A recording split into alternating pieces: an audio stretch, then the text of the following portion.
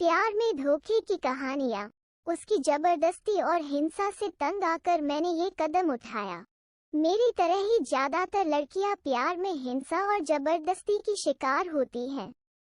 विरोध करने की जगह चुप्पी साध लेती हैं।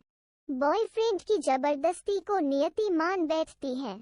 रिलेशनशिप के शुरुआती 2 साल मैंने भी वो सब कुछ झेला, सहन किया जो ज्यादातर लड़कियां करती हैं। दरअसल मैं उसे खुद से भी ज्यादा प्यार करती थी और यही वजह थी कि उसकी हिंसक प्रवृत्ति भी मेरी आंखें नहीं खोल पा रही थी। बात बात पर उसका गुस्सा हो जाना, एकदम से हाथ उठा देना और जबरदस्ती शारीरिक संबंध बनाना व मेरे गुस्सा होने पर हर चीज का सरलीकरण कर देना।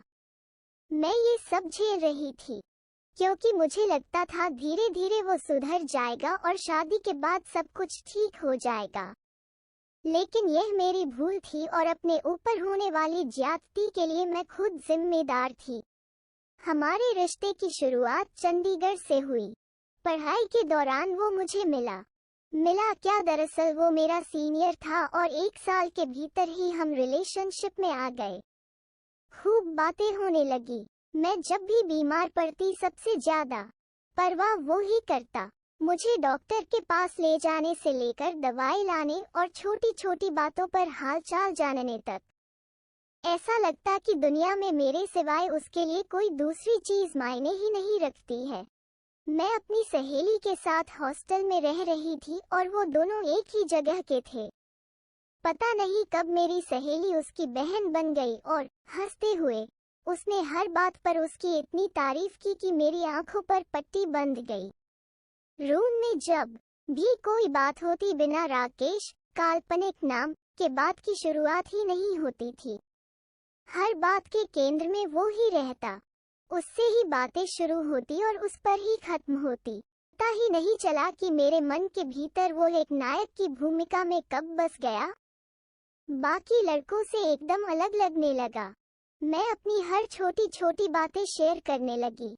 एक दिन भी बात नहीं होती तो मेरे भीतर निराशा का भाव जागने लगता। अंदर से न जाने कैसी बिजली कौंध उठती कि मैं आतुर हो उठती बात करने और मिलने के लिए। इस तरह मैं उसके साथ घंटों बिताने लगी।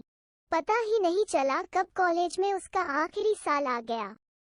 अभी आपके सामने उसकी बात कर रही हूँ तो एक क्रूर गुंडे की तरह उसका चेहरा मेरे आंखों के आगे उभर आ रहा है, जबकि उस वक्त यही वही चेहरा था जो मुझे बाकी सभी चेहरों से एकदम अलग और मासूम लगता था। खैर, यादें काफी लंबी हैं। साल 2013 था। हम रांझना फिल्म देखकर लौट रहे थे। कोमल, बदला नाम, भी साथ थी। हम हॉस्टल न जाकर सीधे उसके कमरे पर चले गए। ये कोमल का ही प्लान था और मुझे भी कोई आपत्ति नहीं थी। खाना बाहर से ही पैक करा कर लाए थे। ड्रिंक, खूब बातचीत और खाना खाने के बाद कोमल दूसरे कमरे में सोने चली गई। अब मैं और वो ही साथ थे। मैं उसकी बाहों में न जाने कितने सपने देखने लगी। वो कुछ और ही चाहता था और मैं तैयार नहीं थी। मैंने ऐसा कुछ सोचा भी नहीं था।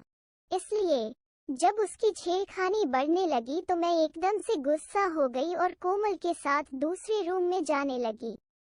उसको ये बात इतनी नागवार गुजरी कि वो झटके से बौखला गया। उसने मेरे पूरे शरीर को झकझोरते हुए मुझे वापस खींच लिया और जोरों से एक चाटा जड़ दिया। आंखों से बस आंसू ही बहते रहे। कुछ समझ में नहीं आया। दिमाग सन रह गया था। बिस्तर पर वो मेरे शरीर को नोच रहा था और मैं बेजान और बेसुध पड़ी थी। एक मन होता जोर से चिल्लाऊं, खूब रोऊं और कोई भारी चीज उसके सिर में मारकर कोमल के पास चली जाऊं। मैं अंदर से टूट गई थी और उसे बस अपनी भूख मिटानी थी। मेरे आंसू, बेसुध पड़ा शरीर और सिसकियां, उसे किसी चीज से मतलब नहीं था। उस रात 3 बजे तक मैं रोती रही और उसने एक बार भी मुझे नहीं मनाया। उल्टा वो बिस्तर पर सो रहा था। अगले दिन मैंने कोमल को सारी बातें बताई।